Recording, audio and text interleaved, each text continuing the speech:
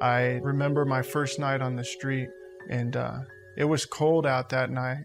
And I remember going to a playground and trying to huddle up in the jungle gym.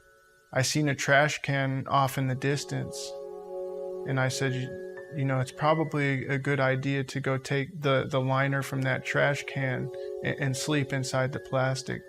As a boy, Matthew McFerrin probably never thought he would end up like this, but he did. Matthew grew up near Youngstown, Ohio. He had a good relationship with his father, who was a firefighter and later a pastor, but he didn't share the same feelings toward his mother.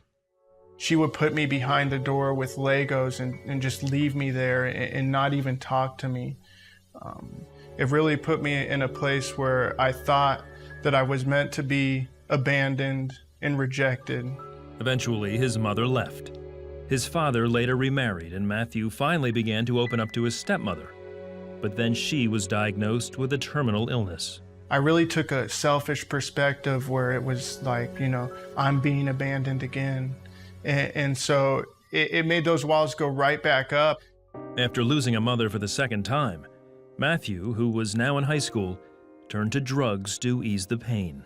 I felt hurt, I felt lost, and I didn't know what to do. But I knew, you know, for me at that age, going to church didn't work for me. What worked was, you know, putting a haze in front of me so that I didn't have to deal with reality.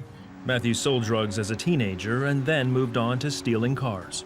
One night I was at a party and I was getting drunk, and there was a gentleman there that said, oh, you know, I have a buddy who runs a chop shop and they need a Nissan. And he said, they're gonna give $1,500 for the person that gets it. So that's like 3 weeks worth of selling dope. After several years of stealing cars, he was arrested and sent to prison. For the first time in his life, his conscience started to bother him. When I was in prison, I had a little bit of time to reflect and think about the things that I had done, the people that I had hurt, and it consumed me. When he was released, Matthew decided he no longer wanted to steal cars. With no influx of cash, he looked for a cheap way to get high and found one: heroin. 3 months into shooting heroin, I found myself with nothing, broke and homeless. I had finally, you know, reached the place that I belong. Homeless, strung out on dope, sleeping in a trash can liner. And the plastic kept me warm, you know, but it smelled like trash.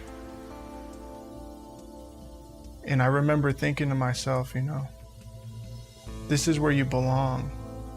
This is what you deserve. One evening, Matthew was out looking for his next fix. I was walking northbound on 6th Avenue, and I start praying, saying, you know, Lord, please just give me $10 so I can buy a shot of dope.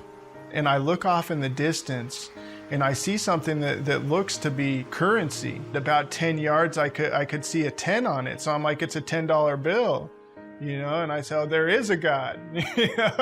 My whole life, I'm waiting for you to show yourself. And here you are right now giving me a $10 bill for dope. The $10 bill was phony, but what was inside was worth far more. I realized that it's not a real $10 bill, it's a fake $10 bill. And I said, you know, Lord, I knew you didn't love me.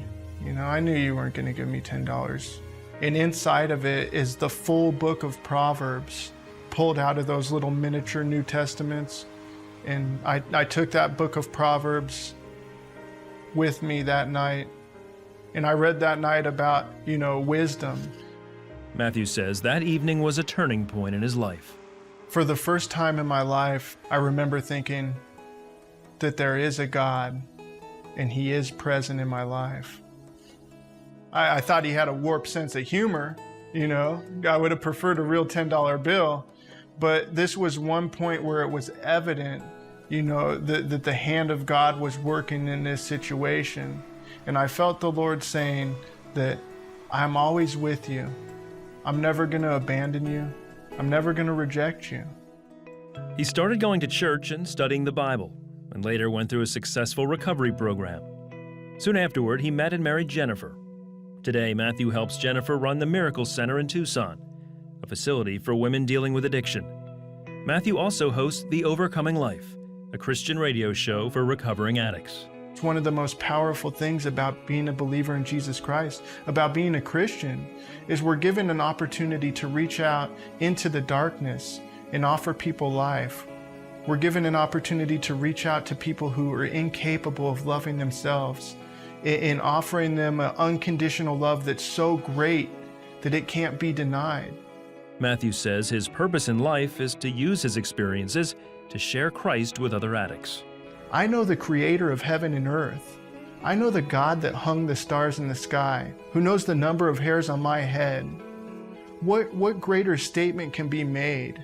And if we truly believe that this is the God that we worship, how could we ever doubt that he's not going to work in our life?